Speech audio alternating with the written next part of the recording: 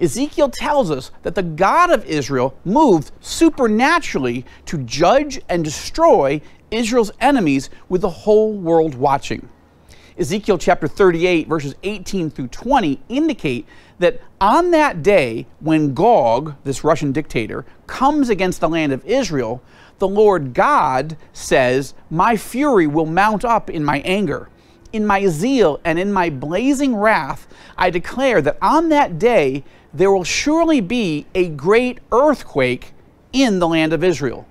The fish of the sea and the birds of the heavens and the beasts of the field, all the creeping things that creep on the earth, and all the men who are on the face of the earth will shake at my presence."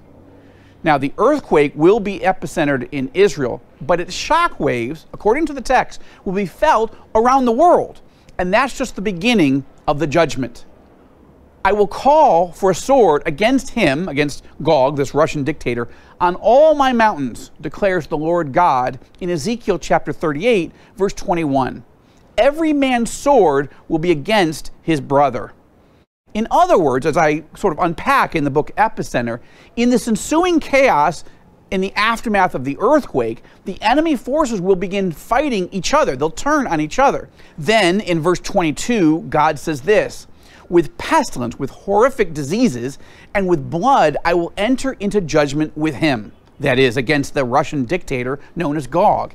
"And I will rain on him and on his troops and on the many peoples who are with him a torrential rain, with hailstones, fire, and brimstone." And when it's all over, Ezekiel tells us that the devastation is so catastrophic that it will take 7 months to bury all of the bodies, and that it would take longer, but the birds of the air and the beasts of the field will eat most of the bodies of Israel's enemies. It's a grim scene, but at the very minimum, it's clear from the text that a massive, devastating, and apocalyptic earthquake is coming, far worse than anything the world has seen before.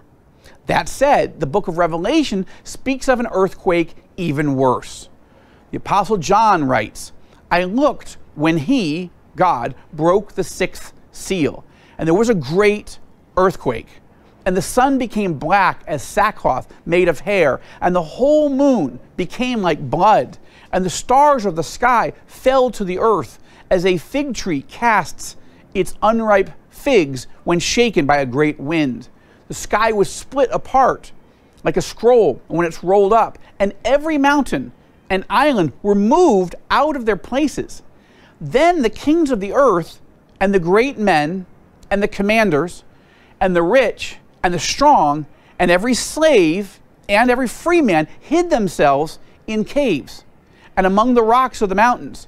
And they said to the mountains and to the rocks, 'Fall on us, and hide us from the presence of him who sits on the throne, and from the wrath of the Lamb. For the great day of their wrath has come, and who is able to stand?'"